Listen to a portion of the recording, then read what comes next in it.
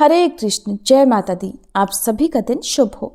आज सुनिए चैत्र मास महात्म्य में आगे की कथा। पहले के अध्याय में आपने जाना था कि किस प्रकार देवराज इंद्र सहित सभी देवतागण ब्रह्मा जी के पास गए थे और उनकी स्तुति करने के बाद महिषासुर के अत्याचारों से पीड़ित होकर इसका कोई उपाय ढूंढने के लिए कहा। तब श्री ब्रह्मा जी कहने लगे, हे देवताओं, मैं क्या करूं? महिषासुर को वर का अभिमान है, उसे कोई स्त्री ही मार सकती है, पुरुष नहीं मार सकते। ऐसी स्थिति में मैं क्या कर सकता हूँ? इसलिए हे देवतागणों, हम सब लोग श्रेष्ठ पर्वत कैलाश पर चले। वहां सभी कार्यों के विशेषज्ञ भगवान शंकर विराजमान हैं। उन्हें अपना अगुआ बनाकर हम उस वैकुंठ लोक में चले जहां भगवान विष्णु रहते हैं। फिर उनसे मिलकर देवताओं के कार्य के विषय में विशेष रूप से विचार किया जाएगा। इस प्रकार कहकर ब्रह्मा जी हंस पर बैठे और देवताओं को साथ लेकर कैलाश की ओर चल पड़े। ब्रह्मा जी के पहुंचने के पहले ही ध्यान द्वारा उनके आगमन की सूचना भगवान शंकर को मिल गई थी। ब्रह्मा जी देवताओं के साथ आ रहे हैं, ये जानकर वे अपने भवन से बाहर निकल आए। दोनों महानुभावों का साक्षात्कार हुआ, परस्पर प्रणाम और आशीर्वाद होने लगा। सभी देवताओं ने शंकर जी के चरणों में मस्तक झुकाया। दोनों महानुभाव प्रसन्नता पूर्वक मिले। फिर गिरजापति भगवान शंकर ने सभी देवताओं के बैठने के लिए अलग अलग आसन दिए। देवताओं के आसनों पर विराजने के बाद भगवान शंकर अपने आसन पर बैठे। ब्रह्मा जी से कुशल पूछने के बाद देवताओं के कैलाश पर्वत पर आने का कारण पूछा। भगवान शंकर पूछने लगे कि हे ब्रह्मा जी, किस उद्देश्य से आपने इंद्र प्रभृति संपूर्ण देवताओं को साथ लेकर यहाँ पधारने का कष्ट किया है? महाभाग, आप आने का कारण अवश्य ही बताइए।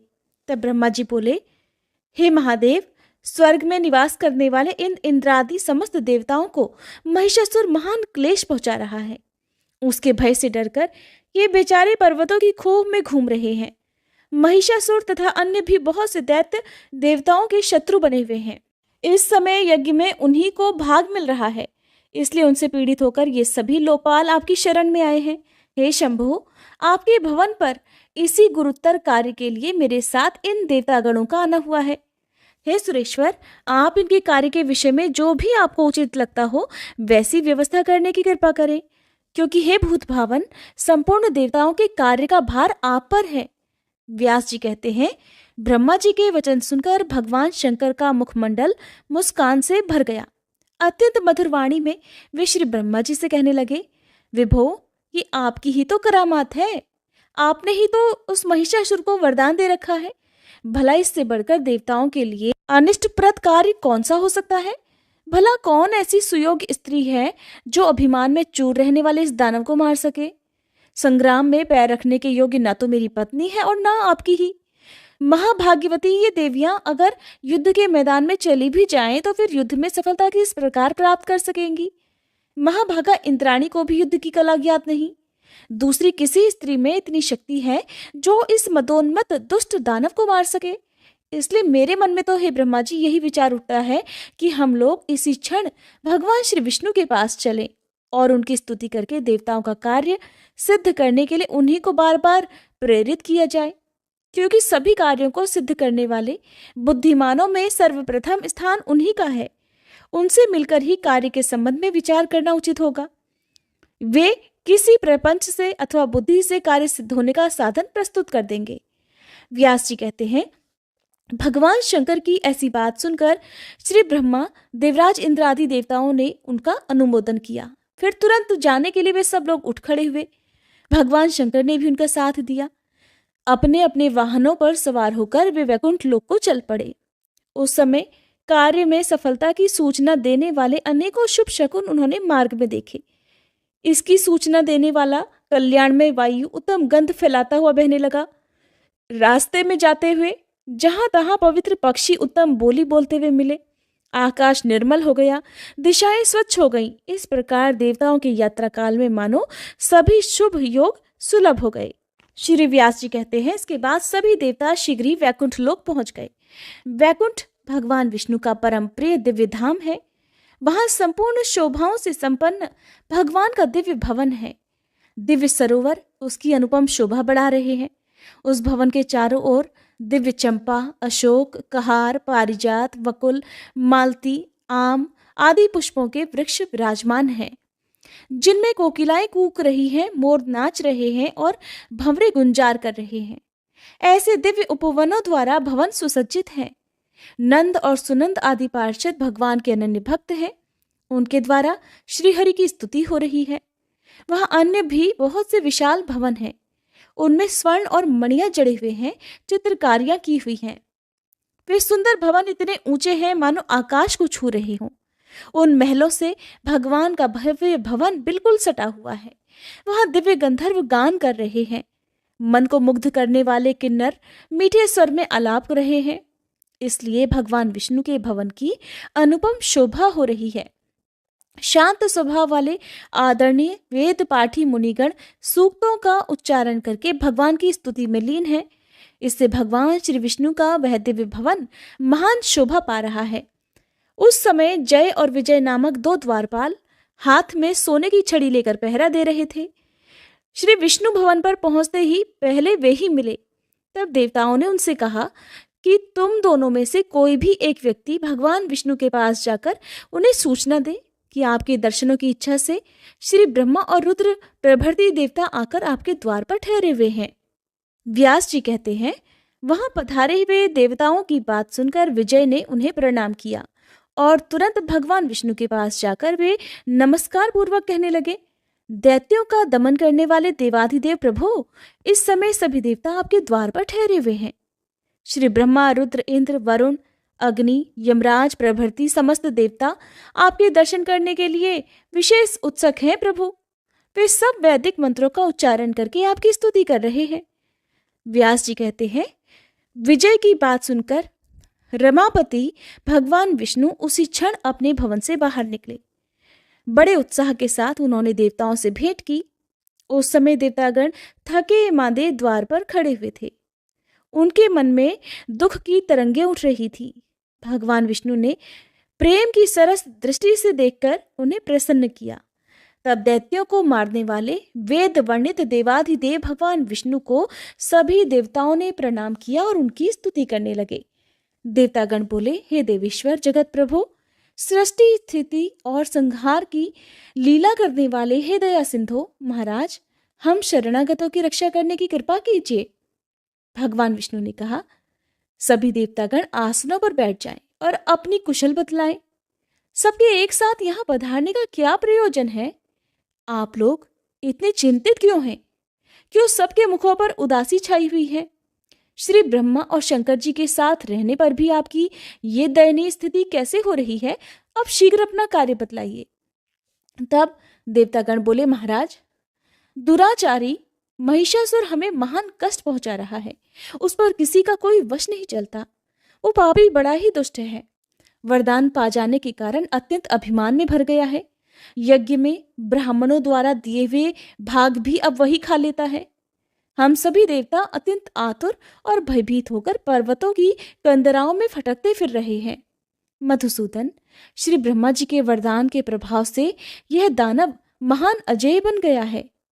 इसलिए इस काम को अत्यंत कठिन जानकर हम लोग आपकी शरण में आए हैं। दानवों का संहार करने वाले हे श्री कृष्ण, देवताओं का उद्धार करने में आप पूर्ण समर्थ हैं।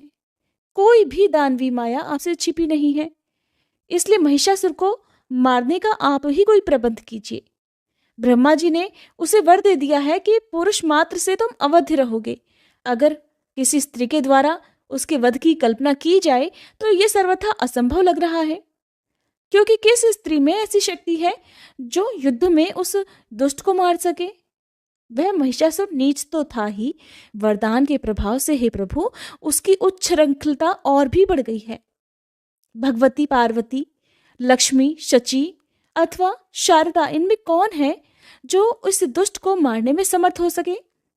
भूमंडल का भार वहन करने वाले हे भगवान, भक्तों पर दया करना आपका स्वभाव ही है। किस प्रकार इस दैत्य का वध होगा, इस विषय में भलीभांति विचार करके हम देवताओं का कार्य सिद्ध करने की कृपा कीजिए। श्री व्यास जी कहते हैं, देवताओं की बात सुनकर भगवान विष्णु का मुखमंडल मानो मुस्कान से भर गया। फिर वे उनसे कहने लगे कि पूर्व समय की बात है, हमने भी महिषासुर से युद्ध किया था, किंतु उसकी मृत्यु नहीं हो सकी। इस अवसर पर अगर संपूर्ण देवताओं के तेज से कोई अत्यंत सुंदरी और सुयोग्य देवी प्रकट हो जाए तो वही युद्ध में बलपूर्वक उसे मार सकती है। महिषासुर सैकड़ों प्रकार की मायाओं का पूर्ण ज्ञानकार है। वरदान पा जाने से उसे असीम अभिमान हो गया है कि बिल्कुल निश्चित है कि हम सभी की शक्ति के अंश से कोई देवी प्रकट हुई तो वह उसे मारने में सफलता प्राप्त कर सकेगी। आप सब लोग अपनी शक्तियों से अनुरोध करो, साथ ही हमारी देवियां भी प्रार्थना में सम्मिलित हो जाएं, जिसके फलस्वरूप संपूर्ण शक्तियों तथा तेजों की गति रूपा एक महान शक्तिशालिनी देवी प्रकट हो जाए। फिर रुद्र प्रभृति हम संपूर्ण देवताओं के पास त्रिशूल आदि जितने भी दिव्य आयुध हैं वे सब भी उस देवी को दे दिए जाएं। इसके बाद संपूर्ण तेज तथा बल से संपन्न वह देवी सभी प्रकार के आयुध हाथों में लेकर उस दुराचारी और मदोन्मत्त नीच राक्षस को अवश्य ही मार डालेगी।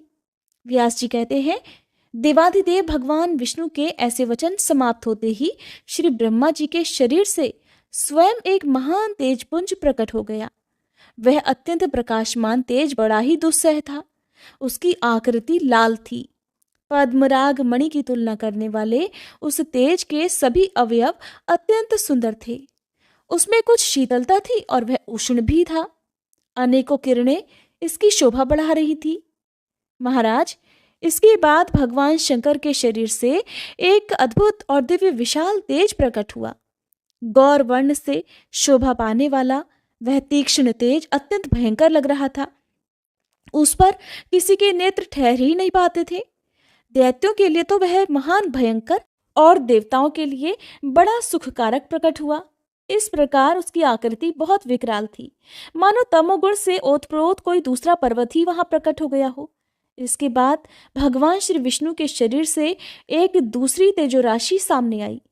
श्याम वर्ण वाले अत्यंत प्रकाशमान उस तेज में सत्व गुण की प्रधानता थी। फिर देवराज इंद्र के शरीर से एक अलौकिक और दुस्सह तेज प्रकट हुआ। सभी शक्तियों से संपन्न उस तेज में सभी गुण वर्तमान थे। ऐसे ही वरुण, कुबेर, यमराज और अग्नि के शरीर से भी पृथक पृथक तेज प्रकट हुए। इनके अलावा जितने भी अन्य देवता थे उन सब के शरीरों से भी तेज का प्रादुर्भाव हुआ। सबके विग्रह से निकले हुए तेज एकत्रित हुए और उनका एक महान प्रज्वलित पुंज बन गया। वह तेज पुंज महान विलक्षण था। लगता था मानो कोई दूसरा महान तेजपुंज हिमाचल पर्वत ही सामने आ गया हो। सब देख रहे थे। इतने में ही देवताओं का वह तेजपुंज एक परम सुंदरी स्त्री के रूप में बदल गया। वह सर्वश्रेष्ठ नारी ऐसी विलक्षणा थी कि उसे देखकर सबके सब आश्चर्य मानने लगे। वही भगवती महालक्ष्मी हुई। उनमें सत्व, रज और तम तीनों गुण वर्तमान थे। संपूर्ण देवताओं के तेज से प्रकटित वह देवी 18 भुजाओं से शोभा पा रही थी। उनके 3 रंग थे। अखिल विश्व को मोहित कर देना उनका स्वाभाविक गुण था। स्वच्छ मुख था, काले नेत्र थे, दोनों ओठों में लालिमा छाई हुई थी, हाथ और तलवे लाल थे। अलौकिक अलंकारों से सभी अंगों की छवि बढ़ गई थी। महिषासुर को मारने के लिए प्रचुर देव तेज से प्रकट हुई वे देवी 18 भुजाओं से संपन्न होने पर भी समय आने पर हजारों भुजाओं से सुशोभित हो जाती थी। राजा जन्मेजय ने कहा, महाभाग मुनिवर व्यास जी, आप सर्वज्ञानी पुरुष हैं। हे भगवान, देवताओं के शरीर से प्रकट हुई देवी के चरित्र का विस्तार पूर्वक वर्णन कीजिए। संपूर्ण देवताओं का तेज एकत्रित होकर देवी के रूप में बदल गया या फिर उसके अलग अलग रूप बन गए। मुंह, नाक और आंख आदि भेद से जितने अंग थे वे सब एकत्रित होने पर एक विग्रह की तो पूर्ति करते हैं। व्यास जी, जिस देवता के शारीरिक तेज से देवी का जो अद्भुत अंग प्रकट हुआ उसका वर्णन करने की कृपा कीजिए। देवताओं ने देवी को जिस प्रकार आयुध और आभूषण अर्पित किए वे सब प्रसंग भी क्रमशः आपके मुखारविंद से सुनने की मुझे प्रबल इच्छा हुई है। हे ब्राह्मण, आपके मुख कमल से निकला हुआ भगवती महालक्ष्मी का ये चरित्र अमृत के समान मधुर है। इसे बार बार पान करते रहने पर भी मेरा मन तृप्ति की अनुभूति नहीं करता। श्री सूत जी कहते हैं, महाराज जन्मेजय की ये सभी बातें सुनकर सत्यवती नंदन व्यास जी ने मानो उन्हें संतुष्ट करते हुए मधुर वाणी में कहना आरंभ किया। व्यास जी कहने लगे, राजन, तुम बड़े भाग्यशाली पुरुष हो। देवी के श्री विग्रह के रूप विषयक प्रसंग में मैं अपनी बुद्धि के अनुसार विस्तार पूर्वक वर्णन तुमसे करता हूँ, ध्यान से सुनो। स्वयं श्री ब्रह्मा, विष्णु, महेश और इंद्र भी भगवती के यथार्थ रूप को किसी भी समय नहीं बता सकते, फिर मेरी तो भला गणना ही क्या है। देवी के जो रूप हैं, जैसे हैं और जिस उद्देश्य से हुए हैं, उन्हें मैं भला कैसे जान सकता हूँ। बस मेरी वाणी केवल इतना ही कहने में समर्थ है कि अखिल देव शक्ति स्वरूपा भगवती प्रकट हुई। वस्तुतः देवी तो नित्य स्वरूपा है, सदा ही विराजमान रहती हैं। देवताओं का अभीष्ट सिद्ध करने के लिए कार्य की आवश्यकता पड़ने पर, एक रूपा होने पर भी वे कभी तरह तरह के रूप धारण कर लेती हैं। जैसे नट स्वभावतः एक होने पर भी जनता को प्रसन्न करने के लिए तरह तरह के वेश बनाकर रंगमंच पर आता है, वैसे ही ये भगवती वास्तव में निर्गुणा और अरूपा होते हुए भी देवताओं का कार्य सिद्ध करने के लिए अपनी लीला से सगुण रूप धारण कर लिया करती हैं। जहाँ ये जैसा कार्य करती हैं, उसी के अनुसार उनके अनेकों नाम पड़ जाते हैं। उनके जितने भी गौण नाम हैं, उन सब में धातु के अर्थ का संबंध है। राजन, अब जिस प्रकार जिस तेज से भगवती का मनोहर रूप प्रकट हुआ, अपनी बुद्धि के अनुसार उसका वर्णन करता हूँ। भगवान शंकर का जो तेज था, उससे भगवती के मुख कमल की रचना हुई।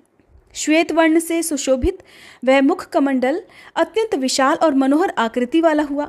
यमराज के तेज से भगवती के सिर में सुंदर बाल निकल आए। सभी केश बहुत लंबे थे और उनका ऊपरी भाग मुड़ा हुआ था। मेघ के समान मनोहर आकृति थी। अग्नि के तेज से उन देवी के तीनों नेत्र प्रकट हुए। कृष्ण, रक्त और श्वेत, इन तीनों वर्णों से उन नेत्रों की शोभा हो रही थी। उनकी सुंदर भौहें संध्या के तेज से उत्पन्न हुई। वे तेज से परिपूर्ण काली टेढ़ी भौहें ऐसी लगती थी मानो कामदेव का धनुष हो। वायु के तेज से उत्तम 2 कान उत्पन्न हुए। वे ना तो बहुत लंबे थे और ना ही छोटे। कुबेर के तेज से अत्यंत मनोहर नासिका प्रकट हुई। उसकी आकृति बड़ी ही सुंदर थी। तिल के फूल के समान उसका आकार था। राजन, उन देवी के अत्यंत चमकीले और मनोहर दांत प्रजापति के तेज से प्रकट हुए थे। कुंद के अग्रभाग के समान उनका आकार था। देवी का अत्यंत लालिमामय अधरोष्ठ अरुण के तेज से प्रकट हुआ था और ऊपर का होठ स्वामी कार्तिक के तेज से उत्पन्न हुआ था। भगवान विष्णु के तेज से उनकी 18 भुजाएं उत्पन्न हुई। वसुओं के तेज से लाल वर्ण वाली अंगुलियां प्रकट हुई। चंद्रमा के तेज से दोनों उत्तम स्तनों का तथा इंद्र के तेज से मध्य भाग तटी प्रदेश का प्रादुर्भाव हुआ, जिसे 3 रेखाएं सुशोभित कर रही थी। वरुण के तेज से जंघाएं और पिंडलियां तथा पृथ्वी के तेज से नितंब भाग प्रकट हुआ, जो बड़ा ही विशाल था। राजन, इस प्रकार तेज पुंज से सुंदर आकार वाली वह देवी प्रकट हो गई। उनका स्वरूप अत्यंत मधुर था। उनके सभी अंग मनोहर थे। नेत्रों की छवि अनुपम थी। मुख मुस्कान से भरा हुआ था। महिषासुर के द्वारा सताए हुए सभी देवता उन्हें देखकर आनंद में विह्वल हो उठे। तब भगवान श्री विष्णु ने सभी देवताओं से कहा कि अब देवता लोग इस देवी को अपने सभी प्रकार के आभूषण और आयुध प्रदान करें। इस अवसर पर संपूर्ण देवता तुरंत ही अपने आयुधों से परम तेजस्वी विविध प्रकार के अस्त्र और शस्त्र निकालकर इस देवी को अर्पण कर दें। व्यास जी कहते हैं, भगवान विष्णु के वचन सुनकर सभी देवता आनंद पूर्वक अपने अस्त्र शस्त्र आभूषण और वस्त्र तुरंत भगवती को देने लगे। क्षीर समुद्र ने 2 दिव्य वस्त्र जिनका रंग लाल था और जो कभी जीर्ण नहीं होने वाले थे, और एक अत्यंत चमकीला सुंदर हार भी देवी को भेंट किया। साथ ही उन्होंने दिव्य चूड़ामणि, जिसकी चमक करोड़ों सूर्यों के तेज को भी परास्त कर रही थी, 2 कुंडल और सुंदर कड़े देवी को अर्पित किए। विश्वकर्मा जी ने बड़ी प्रसन्नता से बाहुओं के लिए केयूर और कंगन, जो अत्यंत अद्भुत और अनेक प्रकार के रत्नों से सुसज्जित थे, देवी को भेंट किए। त्वष्टा ने सुंदर चरणों में पहनने के लिए निर्मल नुपुर, जिनमें मधुर ध्वनि निकल रही थी और जो रत्नों से भूषित और सूर्य के समान प्रकाशमान थे, देवी भगवती को भेंट किए। त्वष्टा का हृदय बड़ा उदार था। उन्होंने कंठार और अंगुलियों में पहनने के लिए रत्नों की बनी हुई अंगूठियां भी दी। वरुण ने कभी न कुम्भलाने वाले कमलों की माला भगवती को भेंट की। वैजयंती नाम से विख्यात ये हार उत्तम गंधों से परिपूर्ण था। उस पर भौरे मंडरा रहे थे। हिमवान ने संतुष्ट होकर देवी के लिए सुंदर रंगों का सुंदर सिंह तथा तरह तरह के रत्न समर्पित किए। फिर तो सर्वोपरि विराजमान रहने वाली वे देवी दिव्य आभूषणों से अलंकृत होकर सिंह पर बैठ गईं। उनमें सभी उत्तम लक्षण वर्तमान थे। तब भगवान श्री विष्णु ने अपने चक्र से चक्र उत्पन्न करके भगवती को अर्पित कर दिया। उस प्रकाशमान चक्र में हजारों अरे थे। राक्षसों के सिर काटने में वह पूरी तरह से समर्थ था। भगवान शंकर ने अपने त्रिशूलों में से एक त्रिशूल निकालकर देवी को भेंट किया। उस उत्तम त्रिशूल में देवताओं का भय दूर करने की पर्याप्त क्षमता थी। प्रसन्न आत्मा वरुण ने अपने शंख में से एक अत्यंत चमकीला सुंदर शंख उत्पन्न करके देवी भगवती को अर्पित किया। उससे निरंतर ध्वनि हो रही थी। अग्निदेव का मन प्रसन्नता से खिल उठा था।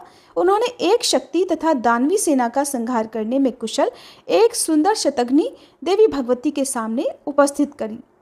पवनदेव ने बाणों से परिपूर्ण तरकश और एक अद्भुत दिखने वाला धनुष देवी को भेंट किया।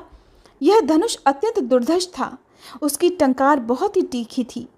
देवराज इंद्र ने अपने वज्र से उत्पन्न करके वज्र और ऐरावत हाथी से उतारकर एक अत्यंत सुंदर और श्रेष्ठ शब्द वाला घंटा तुरंत देवी को अर्पित कर दिया। संहार का अवसर उपस्थित होने पर सभी प्राणियों का नाश करने के लिए यमराज जिसका प्रयोग करते थे, उसी काल दंड से प्रकट हुआ एक दंड उन्होंने देवी को अर्पित किया। श्री ब्रह्मा जी ने गंगा जल से भरा हुआ दिव्य कमंडल तथा वरुण ने प्रसन्नता पूर्वक एक पाश इन देवी को अर्पित किया। राजन, काल ने इन्हें ढाल और तलवार दी। विश्वकर्मा जी ने तेज धार वाला फरसा दिया। कुबेर ने मधु से भरा हुआ सोने का पान पात्र और वरुण ने मन को मुग्ध करने वाला कमल के फूल का दिव्यहार देवी की सेवा में उपस्थित किया। त्वष्टा ने प्रसन्न होकर भगवती को कौमोद की गदा भेंट की। उस गदा में शब्द करने वाली सैकड़ों घंटियां लगी हुई थी। उसके प्रहार से राक्षसों का कचूमर निकल जाता था। साथ ही उन्होंने अनेक प्रकार के अन्य बहुत से अस्त्र तथा एक अभेद्य कवच भी देवी भगवती को अर्पित किया। सूर्यदेव ने जगदम्बा को अपनी किरणें प्रदान की। जब कल्याणमयी भगवती आभूषणों से अलंकृत होकर हाथ में अस्त्र शस्त्र लिए हुए विराजमान हुई, तब त्रिलोकी को मुग्ध करने वाले उनके दिव्य दर्शन पाकर सभी देवता उनकी स्तुति करने में लीन हो गए। देवतागण कहने लगे, हे शिवा, कल्याणी, शांति, पुष्टि और रुद्राणी नाम से प्रसिद्ध दिव्य स्वरूप धारण करने वाली हे जगदम्बा, आपको निरंतर प्रणाम है।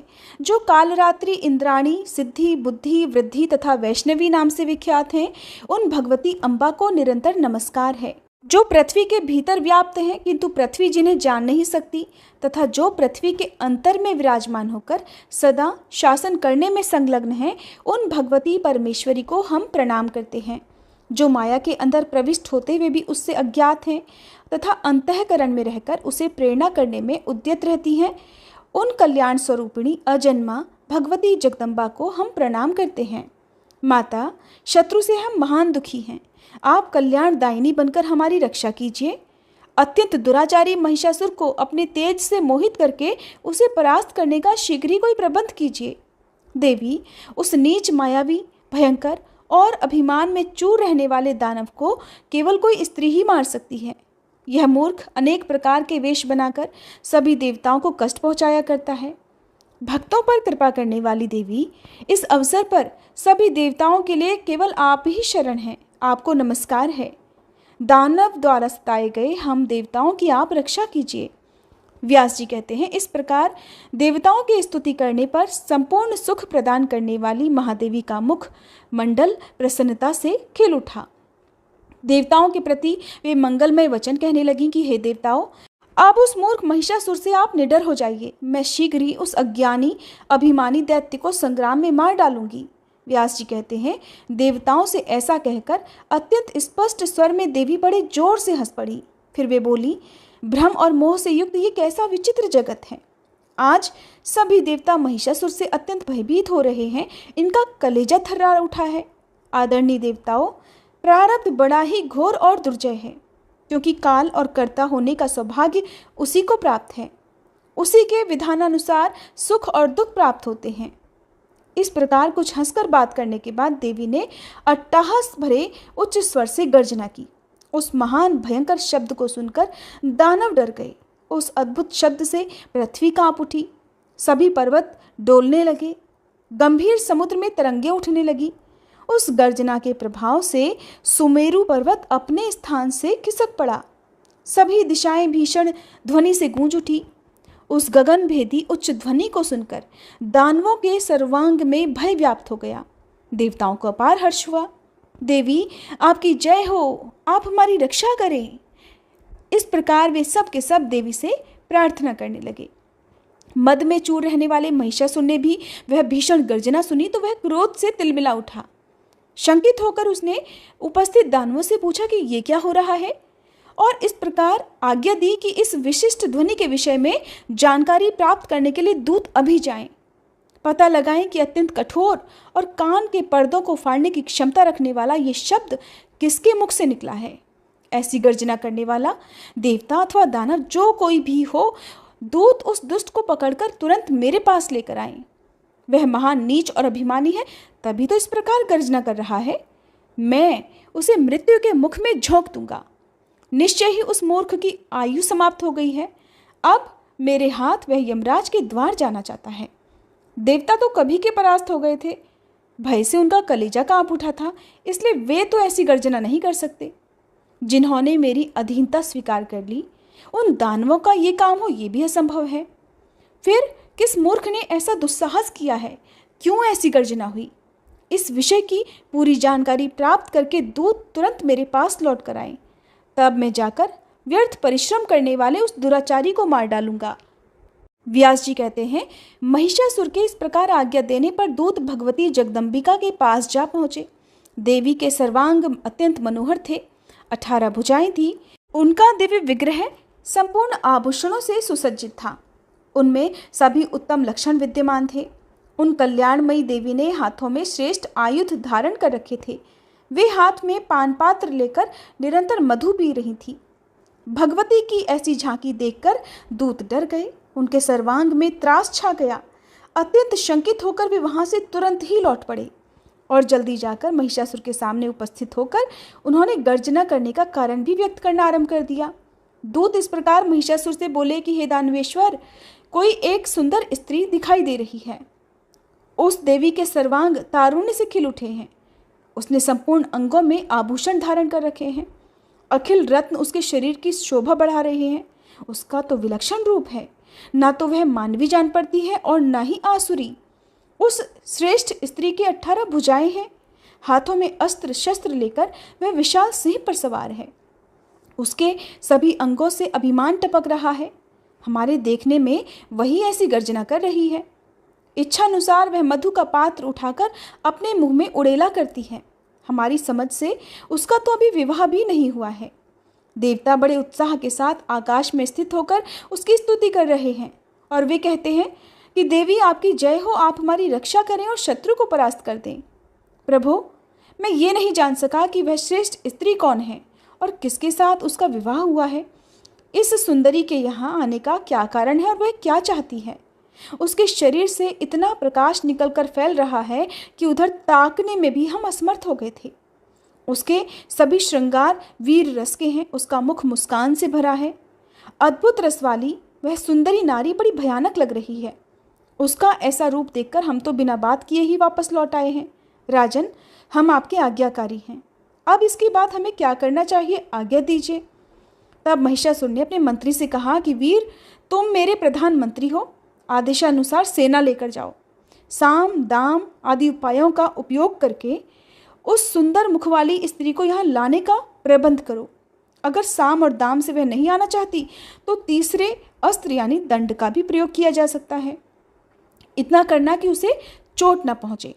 उस सुंदरी को सुरक्षित रूप से मेरे पास लेकर आना, क्योंकि कजरारे नेत्रों वाली उस नारी को मैं प्रसन्नता से पटरानी बनाना चाहता हूँ। संभव है प्रेम का बर्ताव करने पर ही वह मृगनयनी आ जाए। तुम मेरी इच्छा पूर्ण होने में यथासाध्य यत्नशील बन जाओ और ऐसा करना जिससे रंग में भंग न होने पाए। उसके सौंदर्य रूपी ऐश्वर्य को सुनकर मैं तो मोहित हो गया हूँ। व्यास जी कहते हैं, महिषासुर के मधुर वचन सुनकर उसका प्रधानमंत्री तुरंत हाथी, घोड़े और रथों के साथ प्रस्थान कर गया। मनस्वनी भगवती जगदम्बा के पास जाने का उसका साहस नहीं हुआ। बहुत दूर खड़ा रहकर ही वो कहने लगा। उसने नम्रतापूर्वक मधुर वचन में भगवती के प्रति मीठी वाणी से कहा, महाभागे, मेरे स्वामी जगत विजयी हैं। उन्हें देवता तक नहीं मार सकते। मनुष्यों की तो फिर बात ही क्या है। वे मधुर वचनों में पूछ रहे हैं कि तुम कौन हो और किस उद्देश्य से यहाँ आने का तुमने कष्ट उठाया है। सुलोचने, हमारे महाराज को तो ब्रह्मा जी वरदान दे चुके हैं, इसका उन्हें पूर्ण अभिमान रहता है। सभी दानव उनका शासन मानते हैं, उनके अधीन हैं। वे बलवान और इच्छानुसार रूप धारण करने में भी समर्थ हैं। महिषासुर उनका नाम है। मन को मुग्ध करने वाला सुंदर रूप बनाकर तुम आई हो, ये सुनकर वे तुमसे मिलना चाहते हैं। अभी मनुष्य का रूप धारण करके वे तुम्हारे पास आएंगे। सुंदरी, तुम्हारी जैसी रुचि हो वही करो, हमें सभी बातें मान्य हैं। हे मृगलोचने, मेरे बुद्धिमान स्वामी तुम्हारे प्रति अटूट श्रद्धा रखते हैं। उचित लगे तो तुम उनके पास चलो, नहीं तो मैं ही उन्हें यहाँ बुला लाऊं। हे देवी, तुम्हारी जैसी इच्छा हो वही करने के लिए मैं यहाँ पर प्रस्तुत हुआ हूँ। महाराज महिषासुर तुम्हारे रूप की प्रशंसा सुनकर अत्यंत वशीभूत हो गए हैं, इसलिए हे सुजनने, शीघ्र आज्ञा दो, मैं उसी का पालन करना अपना परम कर्तव्य समझता हूँ। व्यास जी कहते हैं, भगवती जगदम्बा श्रेष्ठ स्त्री के रूप में विराजमान थीं। महिषासुर के मंत्री की बात सुनकर वे मुस्कुराती हुई मेघ की तरह गंभीर वाणी में उससे कहने लगी। देवी ने जो कुछ भी कहा, भक्तजनों, उसका वर्णन आप अगले अध्याय में सुनिएगा। उम्मीद है हर बार की तरह आज की ये वीडियो भी आपको पसंद आई होगी।